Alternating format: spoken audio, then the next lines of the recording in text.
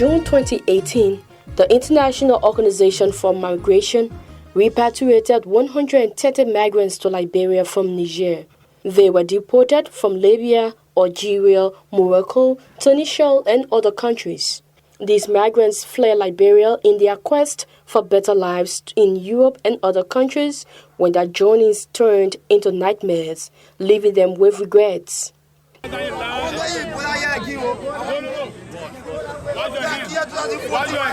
The returnees arrived at the Rabat International Airport on board a charter ROM flight and narrated harrowing experiences of their failed journey to Europe. Hundreds of Liberians are still among thousands of other Africans stranded in Niger. I was taken from Algeria and brought to Niger, and I was standing right in front of my apartment where the police took me because now the Algeria is deporting all the blacks in their country. The stories of the Liberian returnees prompted the need for me to travel to Niger, where I could report on the wider issues African migrants trapped in Niger were facing.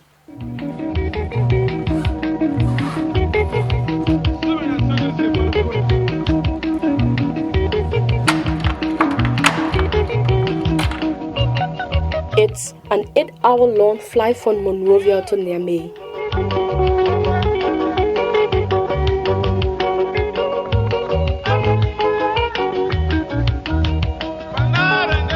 I've arrived, and drawn upon arrival, my fixer, Aliyu Mamani, a local TV journalist who is going to assist me in preparing for my journey by road to Agadez by tomorrow. Agadez in northern Niger is 952 kilometers away from the capital. It has been a major transit point for immigrants traveling to Libya, Algeria, Morocco, and onward to Europe, mostly risking their lives in inflatable boats over the Mediterranean Sea. Agadez hosts the second largest ROM transit camp next to Alit for migrants rescued from the desert. Driving through the city of Niamey and heading to STM bus terminal in Bokogi, northwest of Niamey, to purchase our bus ticket in advance for an early morning journey to Agadez tomorrow. It's 4 a.m. and I'm about to take off for Agadez. It's several hours of painstaking bus drive. I'm told with the security checks along the road, we might take 15 hours along the road. Finally, the long journey has come to an end. Agadez has been a major hub for both commercial and human migration between West and North Africa. It occupies 52% of the northern region of Niger. It's a strategic route for irregular migration of African flow. About 100,000 migrants travel through the region each year towards Libya and Europe, according to Exchange, a non-for-profit organization that investigates and documents human movement in countries of origin, transit, and destinations.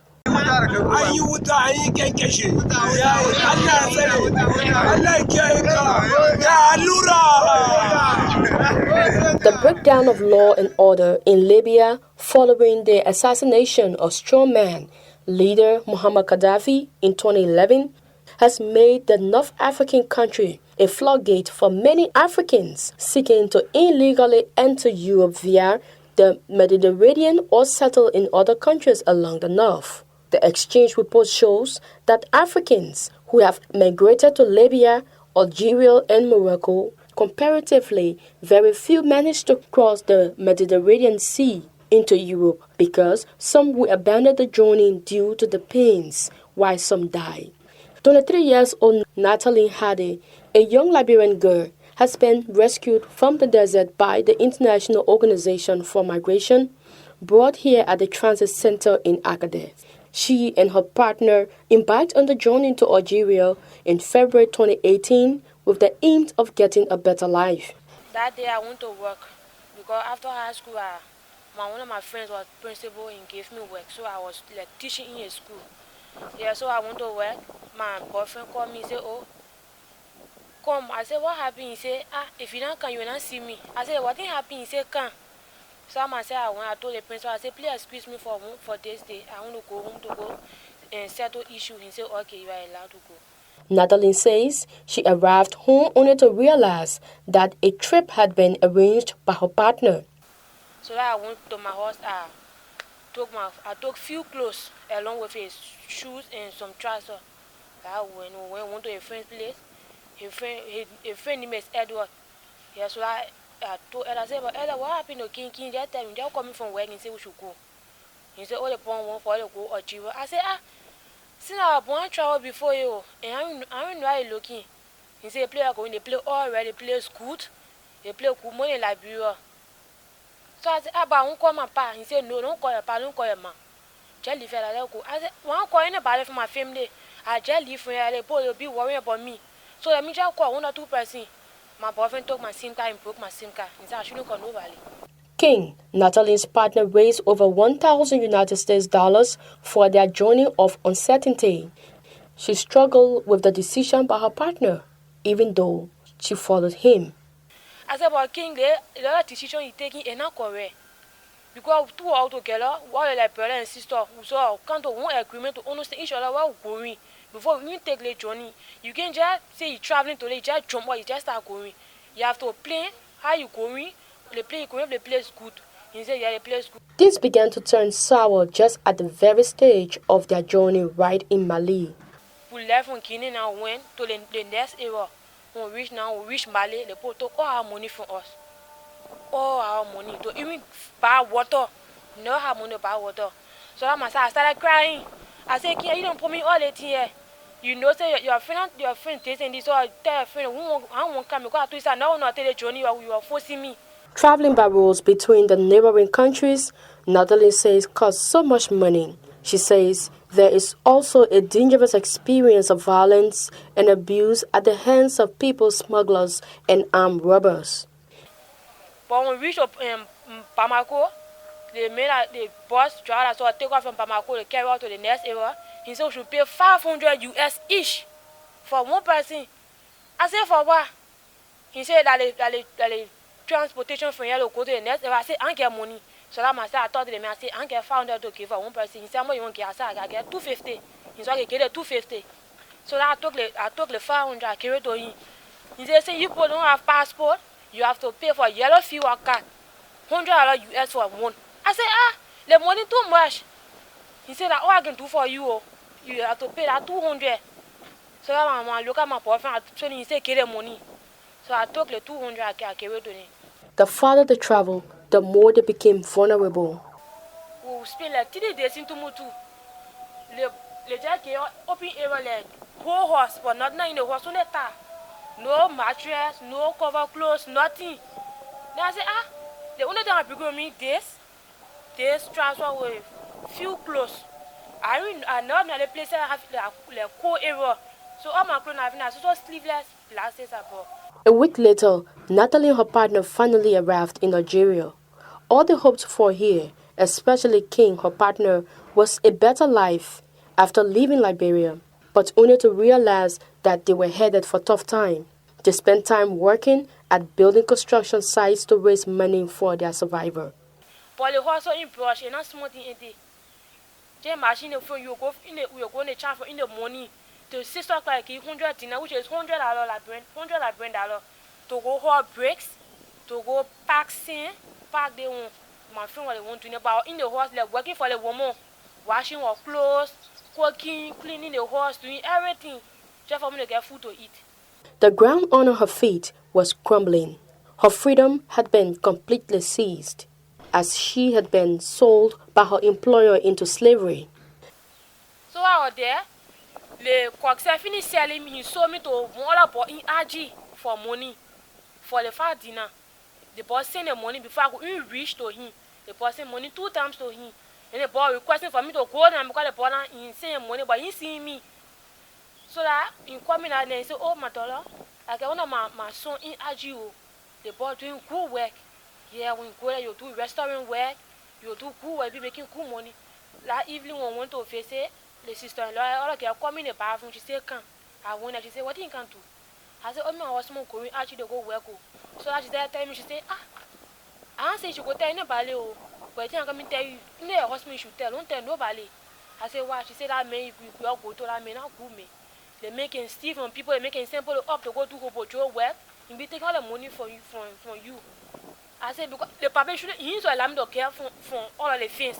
I've been a fence from money to them, I've been a fence uncle was I say, oh, you quarter upon or rape you, they were 2 days so it wasn't papa to you. I go out dry, no appetite on it. They will bring a food, say, see the food not looking in quarry. Natalie says life became so unbearable for her that she attempted committing suicide. With no money and a prospect for a better life in Algeria, she demanded to return to Liberia. We never have money. He said we should call our people for money. 3 days and never give us food to eat. That man said, I call fair. I said, King, I won't go back Liberia. I don't want the year 1 year. Okay, my son won't go back. He said, no, don't do it. I took the paper phone. I said, please let me call and give me a phone. I call my pa. I started crying to my pa. I said, Papa, I beg you. Now he said, oh, no food, nothing here. We in a rebel camp. And my pa said, okay, we'll send money. My pa and my boyfriend, man, they sent $250 for us. Although she embarked on the journey to Algeria along with her partner, without the prior knowledge of her parents, the 23-year-old was quite aware that turning herself into a prostitute in Algeria would have been the worst mistake ever. Every time I go there, it will be nurse. So I said, I look out for long. I told my husband, I said, I can't continue living here. Like, I want to in my country. Even at work, no call. I said, I will still go Liberia one day. And my parents will feel bad about me. And now what I came here to do. Now from I never can come doing Hobo work. I will not continue. I won't go back to my country. Their lives were not only faced with physical hardship, but a complete lack of freedom to move freely.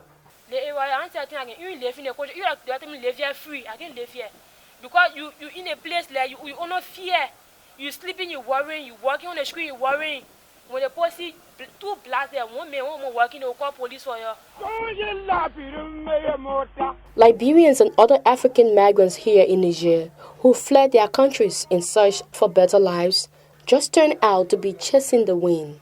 An uncounted number of them died in the desert, while some other lived with the physical and psychological sky. 32-year-old Emeka Ido, not his real name, started his journey from Delta State in Nigeria to enter Europe at the advice of his best friend, who fortunately made it into Europe by this same illegal journey. He thought his would have worked well as his friend, but it was the beginning of sorrow for this young Nigerian. He was never born crippled. He sustained this fracture in the desert.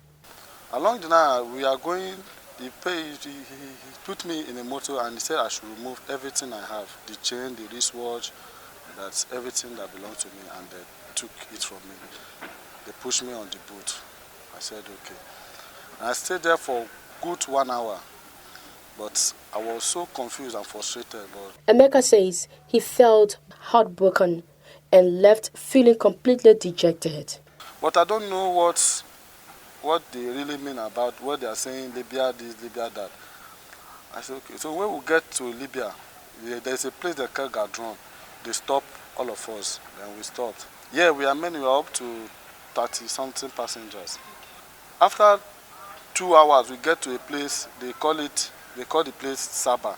One big compound like this that I find myself. They ask everybody to come down, they will come down. They congratulate us, welcome to Libya, this, that. We are very, very happy. 3 days after, they call us. They are making control. When they call you, they put your phone, they say you should talk to your people.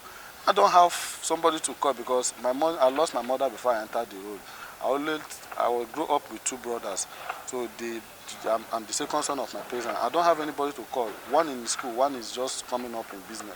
So who am I call?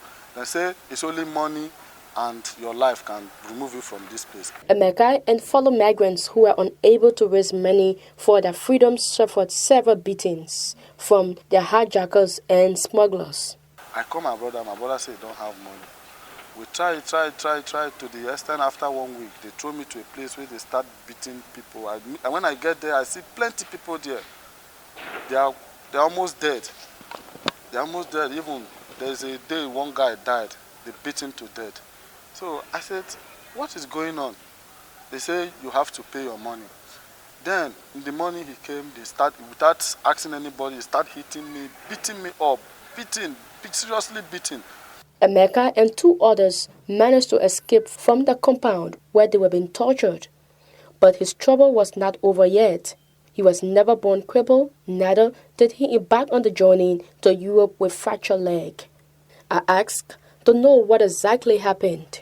After 3 days we get to Duruku. We are so frustrated, but we are still there. Then, after 3 days, the man come. Then he take us. The way he's traveling. I don't know how he managed to drive, whether he's drunk or not, how he managed to drive. The people fall out from the motor. I'm sitting at the back of the motor, you know, on top the motor, yeah, on top the motor.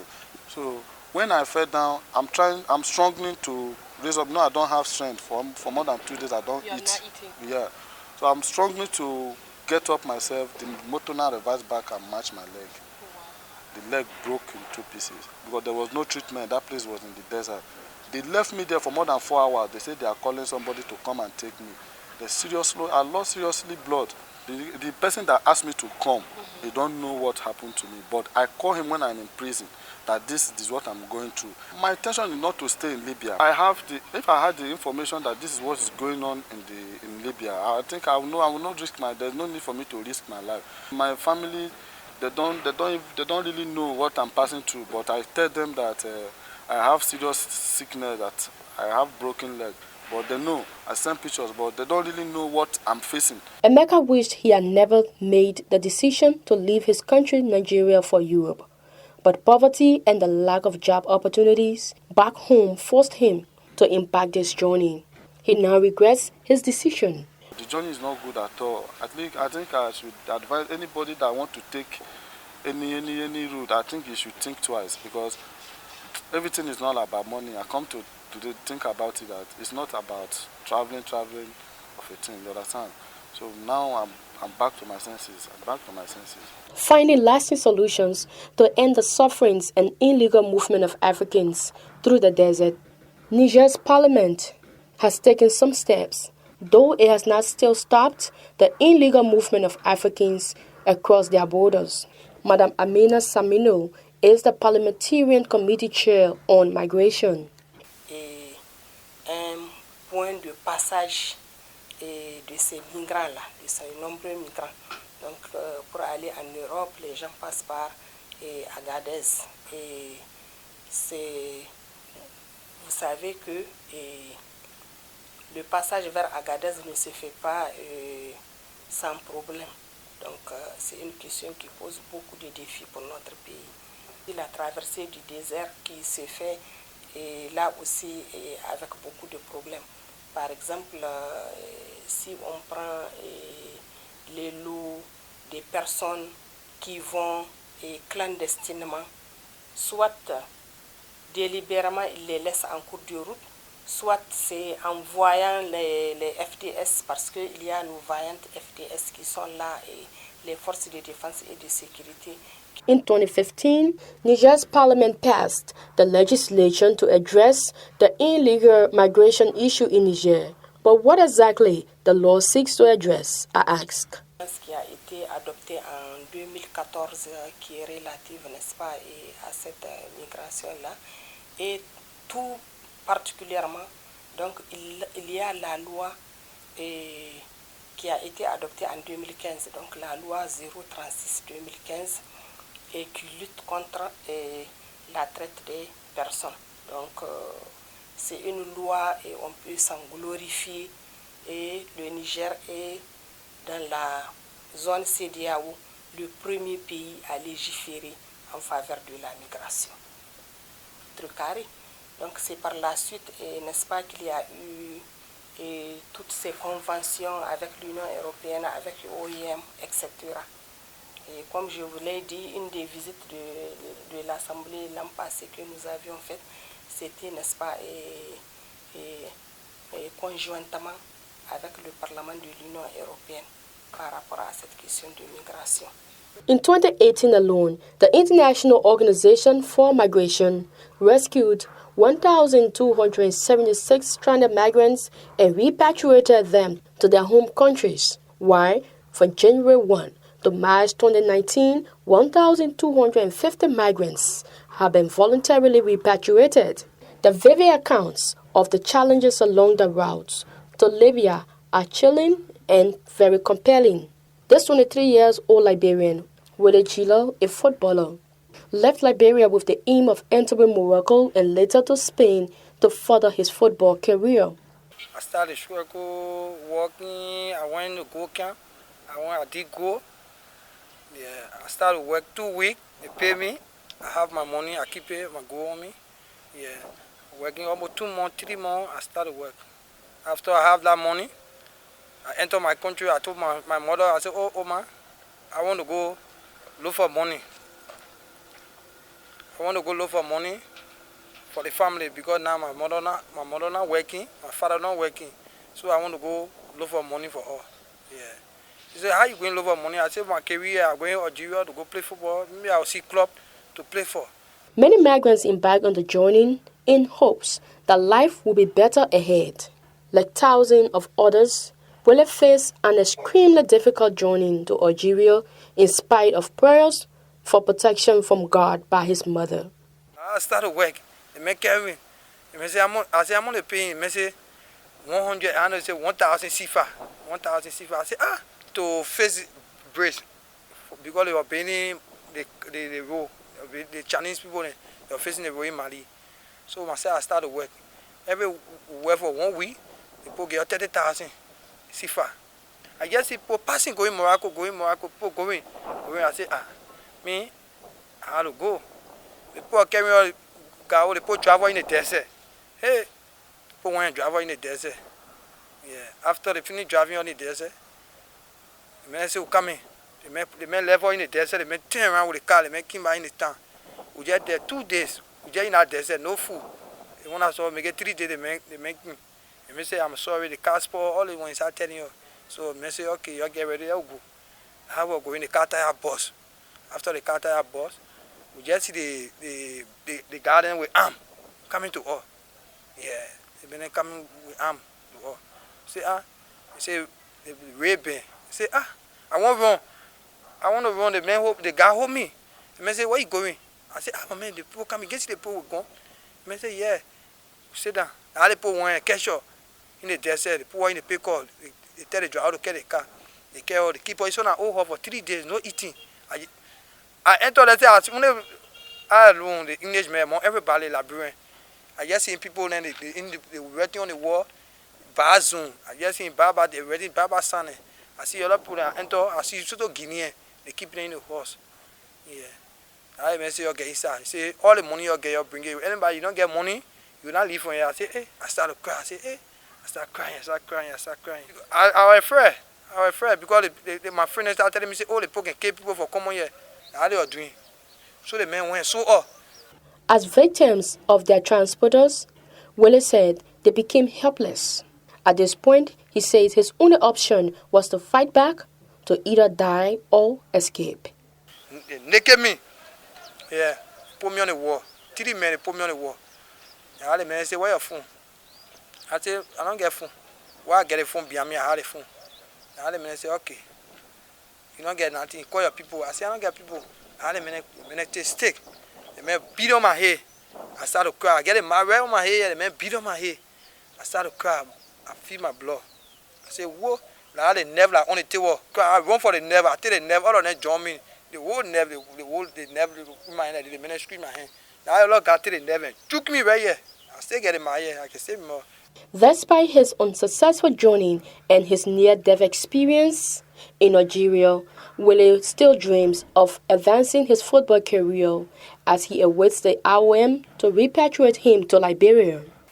I want to succeed and play football to go Spain, but now I don't succeed. So I'm going back to my country, to be in my country and play football. If God help me, I'll go to America. While we live in the country, we live from Liberia, because the football is dying, our country, no improvement, nothing going on. Yeah.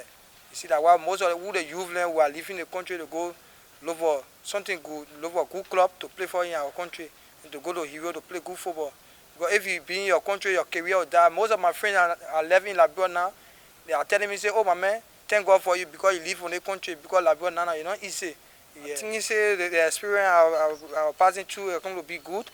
But now I'm feeling bad because the money I'm spending is very too much. If I know, I come to take flight to go the country I want to go. But now I'm very, I don't know now what to say. Yeah, so I'm feeling bad now because my dream to go Europe and play good football to help my country. But now I'm not succeed. Among the illegal migrants, statistics from the International Organization for Migration indicates that 2,998 Nigerian migrants in 2018 were assisted. As part of effort to discourage young people from leaving Niger, local NGOs have begun providing skills training for youths. Voilà, c'est des bourses qu'on a confectionnées pour former et les migrants et les Nigériens, en tout cas qui sont qui veulent contrer, c'est-à-dire que c'est pour contrer la migration. On est en train de former des jeunes pour vraiment les décourager à faire la migration, à quitter, à migrer, à aller chercher du boulot ailleurs. Donc on est en train, c'est des formations professionnalisantes, on les appelle. Donc on leur apprend à travailler et on leur donne des kits pour qu'ils puissent en tout cas créer leur propre entreprise et afin de vaquer à leurs occupations, à la vie active. Other youth-oriented civil society groups are also engaged in different approaches, especially in addressing the illegal migration issues. Dans tous les pays, il existe des lois contre l'immigration, particulièrement au Niger. Et il y a des instances ou des organisations qui luttent, telles que l'OIM, l'Organisation internationale pour la migration.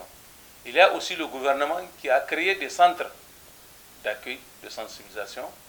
Et chaque fois, nous interpellons ces institutions-là. Nous interpellons l'État, nous interpellons l'Organisation internationale des migrants, donc l'OIM, pour que chacun puisse prendre ses responsabilités en vue de prendre des dispositions afin que ces migrants-là retournent chez eux dans de bonnes conditions.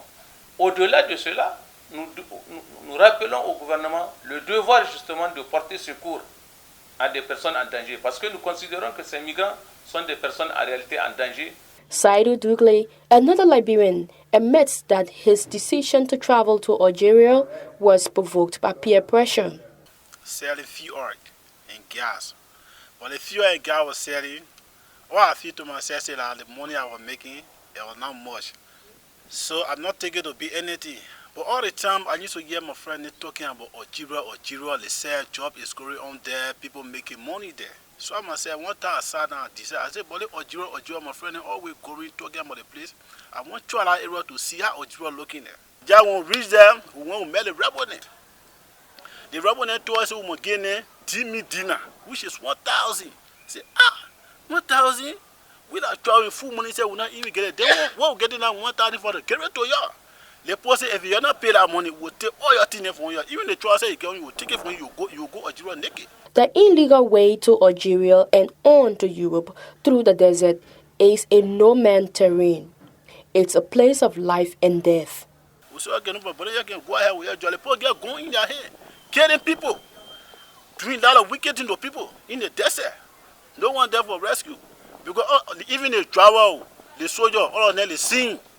Because the Algeria they're talking about, I enter in the Algeria, I can't see nothing good that can really convince me that where people come to enter. You see, I said, then where we getting the money from? You see, your friend in here, they can go on the chat to where you can go stay and do for your daily bread. Then where they can go to look for money. Maybe you work for 2-3 months just for you to get money, so you transport there to get the capital city to where they get more job there, where they pay people good money. I said, okay, no problem. I said, because they won't buy all the farmers say inside. And I can't do no other thing. Yeah, I can't pretend bad because I don't have the money. And the distance I cover is very far. And you see, I said, but let me just buy and look for transport so that I'll be able to return back in my country. Because I can't see nothing good in the country that can convince me that will make me happy. Each day, they went hiding from the Algerian police. But life became unbearable for him, that he had voluntarily turned himself in, pleading for deportation. I put on my back. I started walking because the time you were bringing me, I saw certain with the checkpoint around there. So like job point be on my pass but then they post they can deport people for in the country. Let me just find means and go to the police for me to start suffering myself. Like I enter the country, I regret what I have to enter the country. They say you regret. I said yeah. He said but the other point I say yeah, they enjoy it for me, like enjoyment, not part of my life. I want to go by my country. The enjoyment like that I can't compare with one like here. So I want to go by my country. They say okay, no problem. But to get into your country, so it's not smart. I said no problem. Even if you are camping for 1 year, I just want to see myself in my country. He said okay, no problem. We'll get you to the deportation camp. I said okay, no problem. They call their all over here boy when the guy came. He asked me anything. I said you write it down. He started asking me a lot of questions. I answered everything. Like they call their police car. While they can put a black to carry it, they call the boy when the boy came. They put me on the car. They carry me to the hospital for when they test me. They say nothing wrong with me. Like they carry me on the camp. When they carry me on the camp, I saw a lot of black. They about 400 human be black. As I conclude my conversation with Saidu here in Agadez, while he awaits the IOM to repatriate him to Liberia, he has these few pieces of advice for other Africans. If I see my enemy traveling from Mali to get to Algeria, even if my enemy, I will bow down to him and beg him just for him to not go to Algeria. My advice here to my friends, I don't want for no one to think like me. Like to say I'm going to Algeria to go achieve a better life. No life in Algeria. Anybody take that way, either you lose your life or something happen to you. If you not get crippled, you will lose your life.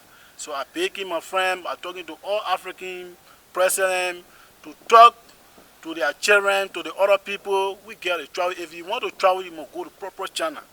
Don't travel slowly. Slowly travel is not good. Killing a lot of people in the desert. And when you die, no one get time for you. They will leave there and go by the business. The International Organization for Migration has provided direct assistance to 24,808 migrants from Niger to their countries of origin. In 2018 alone, 2,998 migrants were repatriated from Niger to their home countries from our M6 transit centers, Alit, Agadez, Daku, and across Niamey. In its 2018 fact sheet, IOM documents 79 cases of trafficking among the migrants. These migrants felt a sense of relief when IOM came in their rescued in Alit, in the middle of the desert. Although they are out of the trouble zones and living in IOM's transit camps, memories of their past continue to haunt them. This 34-year-old man from Ghana and his wife were both victims. We are more than 500 or something. They are selling the woman, they should go and do prostitutes. The man, they will hang you up, beating you every blessed day. They feed you bread, one slab bread a day for you to eat. And then you call your parents, they should send money. If they didn't send money, you started beating from morning to morning every day. In fact, I stayed there 3 months. I met one guy. He said that he can help me. We should go and work, a clothing work. I worked with him 6 months. Then he paid my money. So he helped me pay my debts to the white people. He paid 3,000 dinars. I called my wife to come. Because I'm a man, I cannot stay alone. And then I cannot go and carry another woman. So the same day my woman have arrived in Libya, they called me. I said, okay. And one day I don't have money. And then they told me, if you don't have money, it's a woman. We are going to sell you a woman. I said, there's no money. In fact, they took my wife to one Nigerian man place to sell my wife. You know, Nigerians are selling their sisters for prostitution. Among the migrants rescued, according to the IOM 2018 report, 1,809 of those rescued were children. 34-year-old Afulabi Sodif and his wife traveled from Nigeria in Libya on the advice of his friend who told him that life would work better for him in Libya than in Nigeria.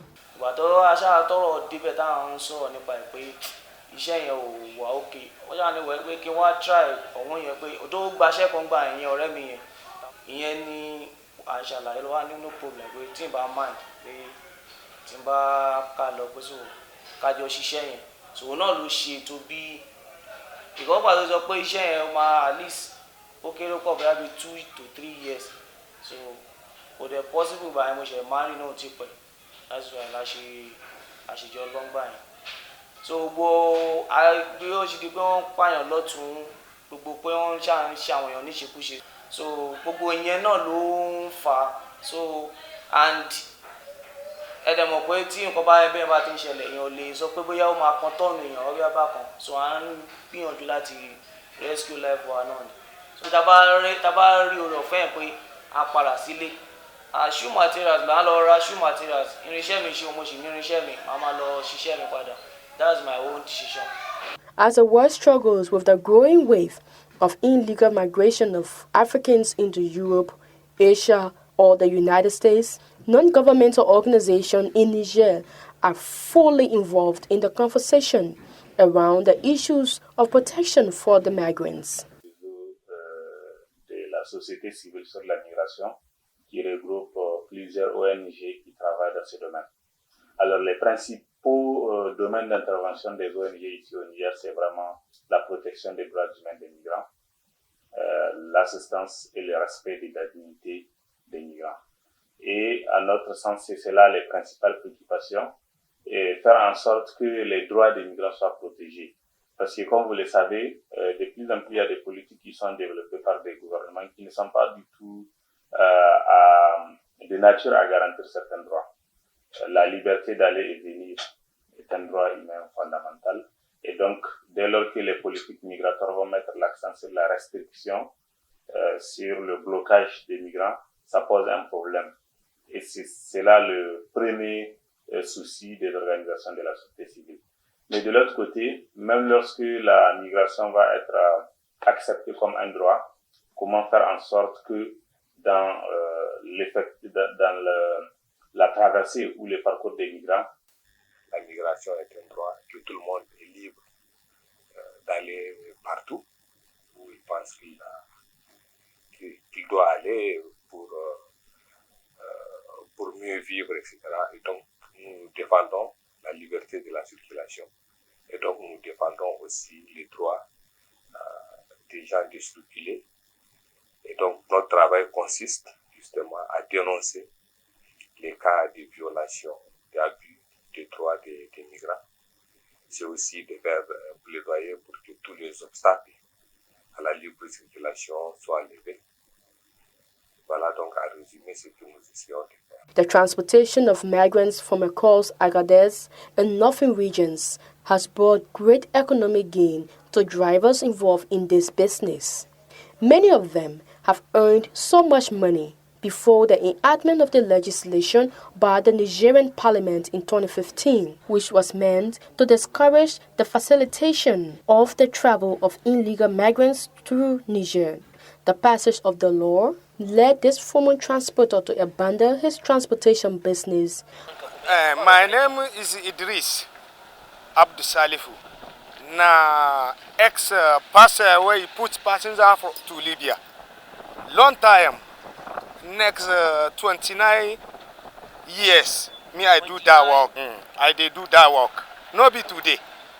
That work, it get plenty economy before. The time where people they come from Liberia, Ghana, Mali, Togo, Burkina, everywhere, if they come. For here, if they come pay some money to go to Libya. Now direct if they go. Now direct if they go before, you know they go Lampa. No Lampa before. Now straight road. And the escort of soldier from Niger, where they go together. If they go or border, soldier they come back, him if they enter Libya. No any problem for road before. If they come put that lower 036 2015. 2015. Now this law of Niger that him kill people for death desert. The stories of migrants who traveled through the desert into Libya, Algeria, Morocco, Tunisia, and parts of Europe varies from person to person. The exact number of migrants who died along the way remain undocumented and uncounted. Hundreds of lives have been saved in the desert. IOM's head of mission is Martin Was. But particularly since spring last year, there are many more who clearly entered Algeria through Mali. The biggest number right now are people from Mali. So if we have 300 people arriving on the border out of the blue with no warning, usually it's 40% are Malians and then about 20% are from Guinea-Conakry. And the other ones are evenly distributed, a few Nigerians, a few Liberians, a few from Sierra Leone, Cote d'Ivoire, Ivory Coast, Ghana, Benin, Togo.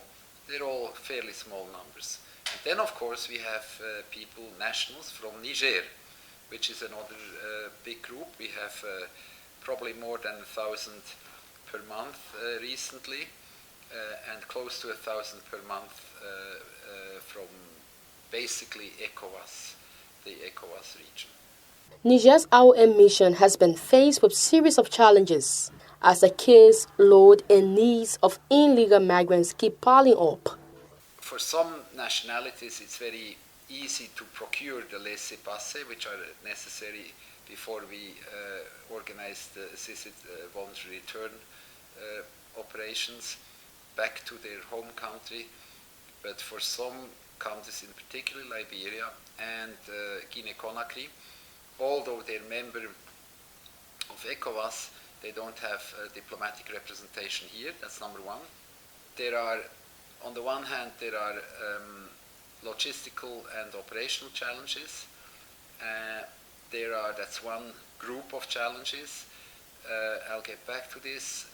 We have political and diplomatic challenges with partners and concerned countries, states, and we have, of course, also emotional challenges when we're faced with very trying and difficult to understand humanitarian situations of certain individuals. Extremely vulnerable cases, women with newborn babies, victims of trafficking, etc. Fortunately, although the situation is difficult and frustrating, disappointing for all, fortunately not all are in the really in the worst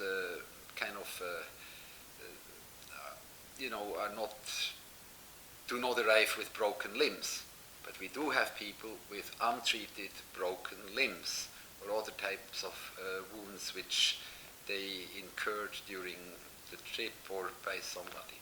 The illegal migration of the migrants is not void of human rights abuses. Niger's National Human Rights Commissioner, Mr. Branamandu Ali, discloses effort made by his institution in handling and protecting the rights of migrants within their borders. De la CNDH, c'est juste amener les plus hautes autorités, et y compris les parlementaires, à avoir une approche basée sur les droits humains.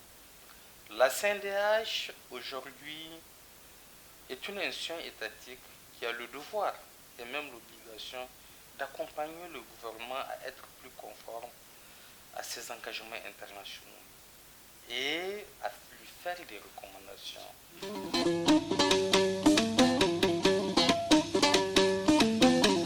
As I prepare to depart for Liberia after 2 weeks of stay in Niger and across Agadez, documenting the lives of stranded Liberians and other Africans here, I'm also looking forward to seeing those Liberian migrants I have met here return to Liberia.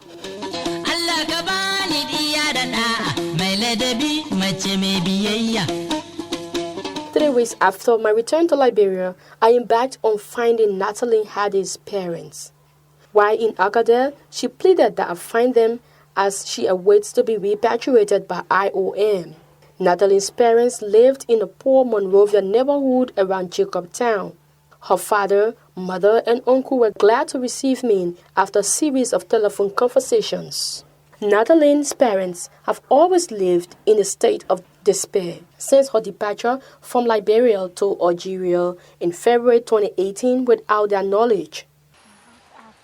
I said, God, you know. I kept playing the children. Even if I had 10 children, sir, I would feel bad to even see one to leave my side. I'm telling you, they worry me. I'm telling you, they worry me. It worry me a lot. I think about Nathalie. I have to go to the church. Every day I tears in my nose. I tears with me, I wonder what I would do.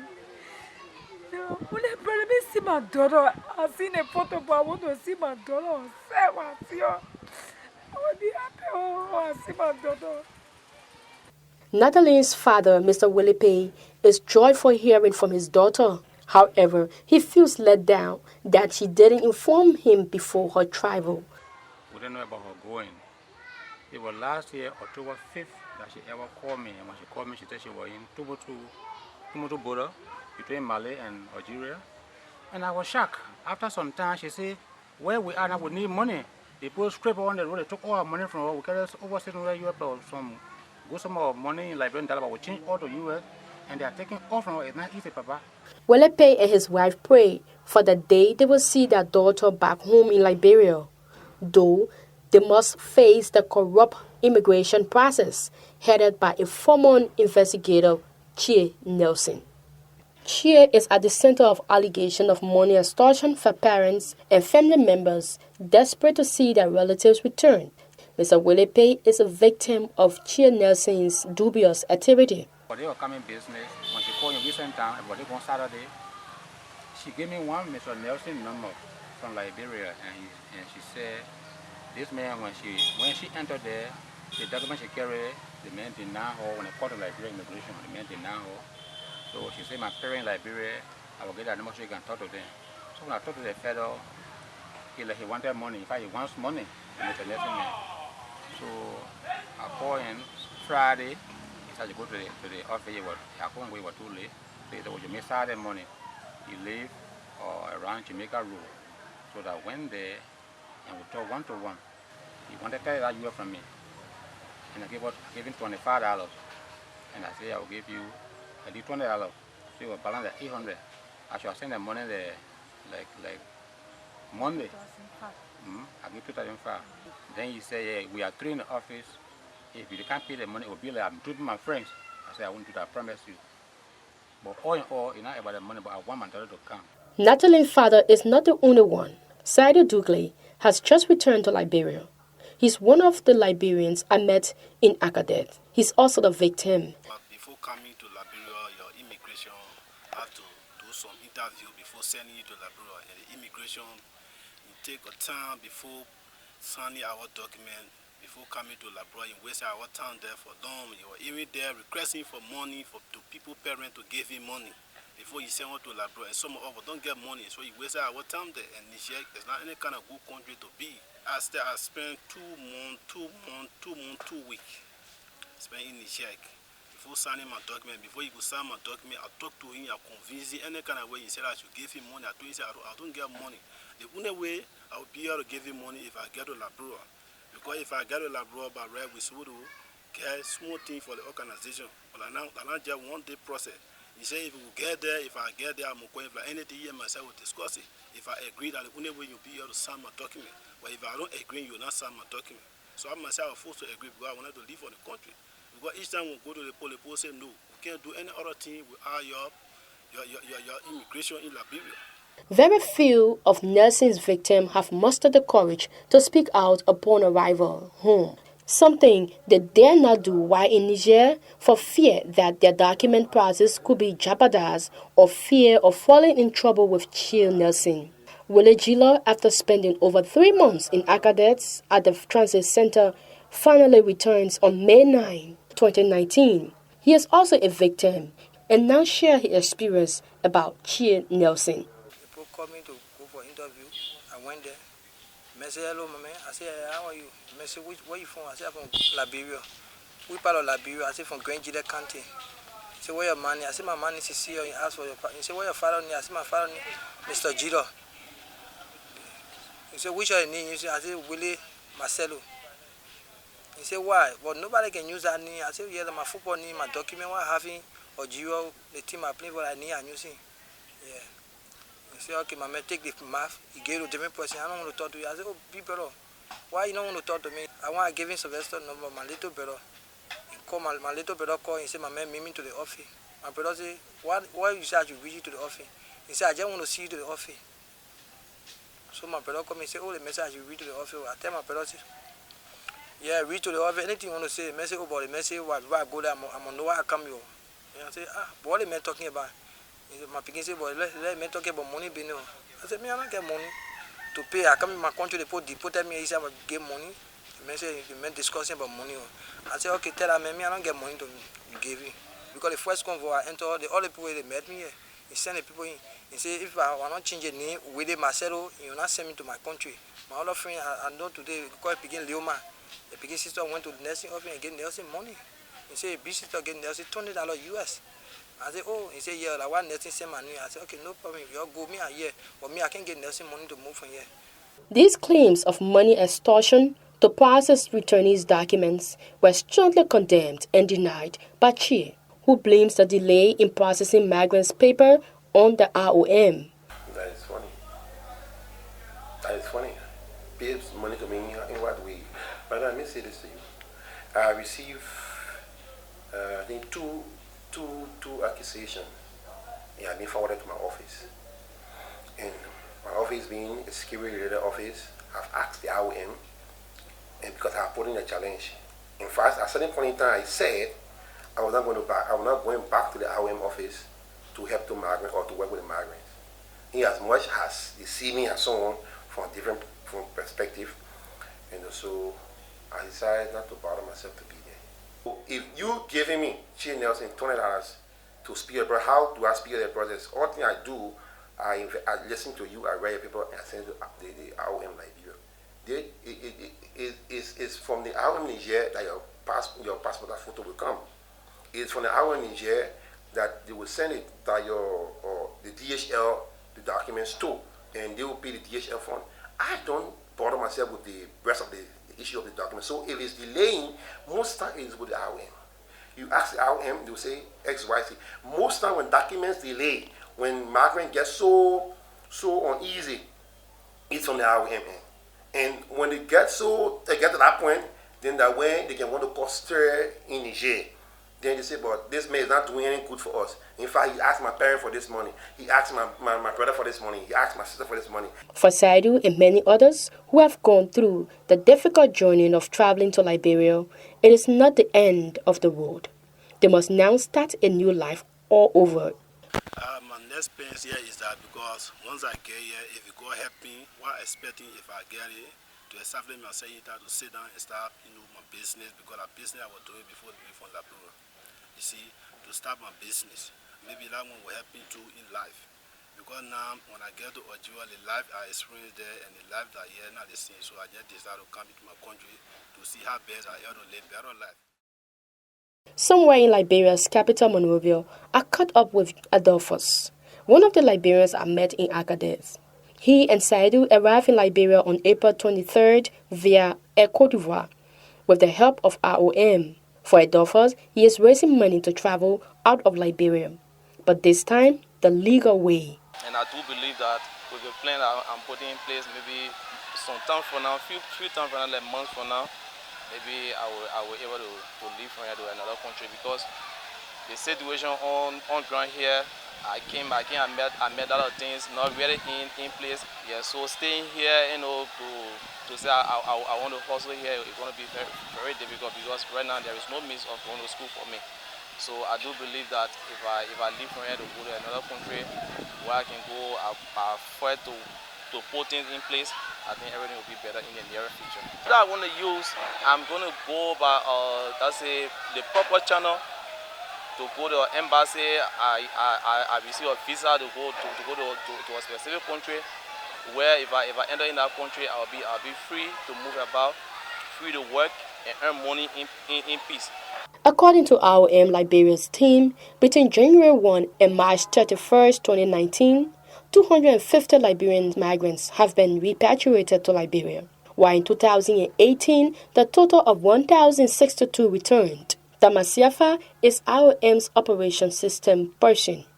IOM Liberia, when it comes to migration, especially with the movement of migrants, we are at the tail end of the entire process. It means the process of reintegration of the migrant or assistance to the migrant starts with the country from where they are located, from where they come out to make a request of return. And so when they are processed from those countries, they are then repatriated. So our Liberia, as an organization that assists to other nations around, we assist those missions because we don't have the project. The various missions, the various sending country, they have projects. So we assist them to implement the reintegration aspect of their project. That is the last end of it, to reintegrate the migrants in Liberia back to their communities and get their life going. Some of them, the assistance starts from where they are until they arrive to the airport, and that's where the assistance ends. Others, the mission indicates that when they arrive, we take them from the airport, we bring them to Monrovia, we give them what we call secondary transportation, and that way it ends. Others, they come, we give them what we call pocket money, and also there are extra packages for them with different kind, with different amount. The amount is not fixed for all missions. The mission decides what to be done. In addition to extortion of money in finalizing the repatriation documents, delay in the return of Liberian migrants to Liberia is also due to the limited support from other actors, including the government of Liberia. Currently in Liberia, IOM is the only entity that is providing assistance to migrants. And you see, the IOM activity is a process. It might take sometimes 2-3 months because it's two missions that is working on the process. And they get procurement process, they get the financial process that have to go through. Now there's a gap between there. If the government or other agency can see the need to chip in between there, because sometimes the migrant comes from completely nothing. They come with their hands empty. Some walk distances of music, come that great frustration, and that anger is pulled on us at the office. Because when the migrant wake up in the morning and feel the only livelihood you have in your whole life, only one place. That's IOM. The challenges confronting stranded Liberian migrants in Niger are enormous. The government of Liberia is providing no financial support in getting her citizens home. These concerns are posed to the Ministry of Foreign Affairs. Correctly, there's actually no realistic information we have as Ministry of Foreign Affairs or government of Liberia vis-a-vis concerning those Liberians stranded. But if the information you just brought to our attention that there are Liberians that you saw them stranded in Niger, I can assure you appropriate action. I will convey that sentiment up to the minister. And appropriate action would be taken to do a lot of things. But again, there are a lot of factors that are holding us up. We have some serious economic challenge in the country. And so again, but with that does not mean we will abandon our people. We will do everything in our power to ensure that we work with the IOM and to ensure that our people are again brought to safety. We're here to tell you that Liberians are stranded there. We saw them, some of them, the IOM has been instrumental in repatriating them. Of this year 2019, a little over 200 of them have been repatriated by IOM. You can tell us about any connection? If those issues are issues that we can resolve through the bilateral means, we will resolve them. country to country. But if it is issues that are criminal in nature, then those Liberians will have to serve. It is in the same bound. It is because it is going to be on the basis of the jurisprudence of that country. If it is issue that is not of sort and it's through some accidental problem, then we can handle that through the bilateral relationship we've got with those countries. Then we can do those through and look about requesting the country to see if they can have our fellow citizens repatriated. After several strives, including financial payment to Chia Nelson, coupled with prayer by her parents to bring her back, Natalie Hattie finally arrives on March 14, 2019 in Liberia. Thanks to the IOM, that was the happiest day for Natalie and her family. Thank God. Thank God. Wow. Natalie!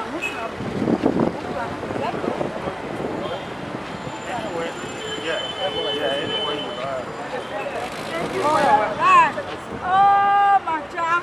Thank God.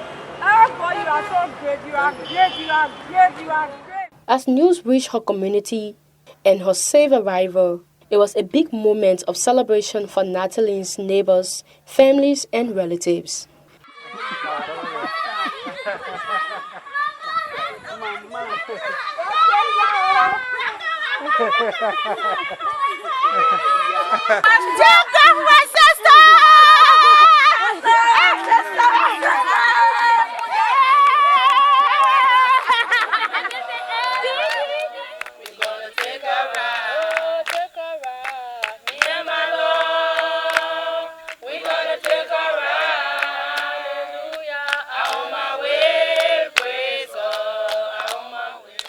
That night, Natalie and her family gathered to thank God for saving her life and her return. They sang songs and offered prayers. Now reunited with her family through the help of IOM, Natalie has set new goals for herself. Yes. Plan number 1, I won't work. Number 2, I think I told you my own side. Number 2, I won't work, I won't go to school. Because I haven't gone nowhere in school yet. I can call high school school. I won't go to school. I want to become a medical doctor. Yeah, so I pray to God and you give me the strength, you will help me with the funders to do what I want to do. To give me the job. I want to work and I want to help to. Because my parents are getting old, as you can see them now, where the ones are supposed to scratch hands to them, where the ones are about to put on the effort to when they are also can be able to help them. Message to my friends, and I stay there. I want to tell them to keep courage, to keep faith, that they will come back. That place is no man home. They will come back by the grace of God. God make a way and they will come back safely. In the last 5 months, 74% of all migrants assisted with voluntary repatriation by the International Organization for Migration have no identification papers. Since 2015, the total of 24,808 migrants have been documented using several different routes from Guinea, Liberia, Sierra Leone, Mali, Burkina Faso, Guinea-Bissau, Pakistan, Bangladesh, others Cameroon, Cote d'Ivoire, Niger, Nigeria, and Senegal. As of January 9, 2019, 1,312 migrants in IOM transit centers have been assisted through search and rescue operations, with Malians accounting for 34%, Guinea 18%, Ivory Coast 7%, and 41% from mixed nationalities. This report is made possible with support from the National Geographic. I am Evelyn Badesikri from Liberia.